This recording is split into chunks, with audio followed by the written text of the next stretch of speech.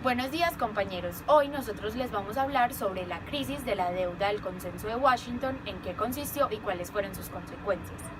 Se conoce como Consenso de Washington a las 10 recomendaciones de política económica formuladas en 1989 por el economista inglés John Williamson, quien pretendía ayudar a los países en desarrollo que estaban inmersos en las crisis económicas a salir de estas.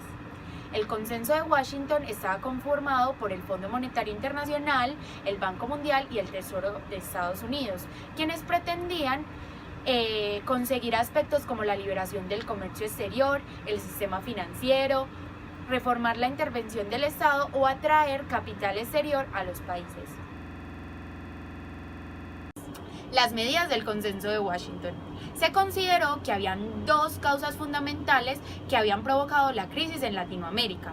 Por un lado, el proteccionismo y el excesivo intervencionismo del Estado, y por otro, la incapacidad del gobierno por controlar el déficit público. Las medidas que se propusieron fueron enfocadas para solucionar los problemas ya mencionados. La primera de ellas, la disciplina fiscal, se consideró que los altos déficits que habían acumulado casi todos los países de Latinoamérica habían conducido a los desequilibrios macroeconómicos que hicieron entrar a la región en problemas inflacionarios. 2. La reordenación de las prioridades del gasto público.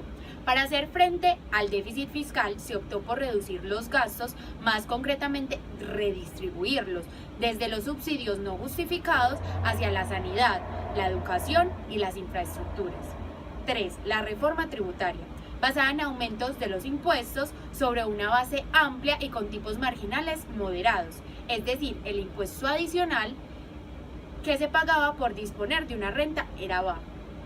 4. Liberación de las tasas de interés para que fuesen establecidas por el mercado.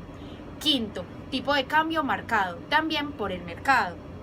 6. Liberación del comercio. Para llevar a cabo una política económica orientada al exterior, también se creyó necesario liberalizar las importaciones. La idea de proteger las industrias nacionales frente a las de afuera se consideró un obstáculo de crecimiento. 7. Liberación de la inversión extranjera directa y así aportar capital, tecnología y experiencia. 8. Privatización. Se basaba en la idea de que la industria privada era mucho más gestionada que las industrias estatales. 9. Desregularización. Se consideró una manera de fomentar la competencia en América Latina, ya que era donde se encontraban las economías más reguladas del mundo. Y por último, el 10, los derechos de propiedad. En una región donde los derechos de propiedad eran muy inseguros, se optó por implementar derechos de garantía como en Estados Unidos.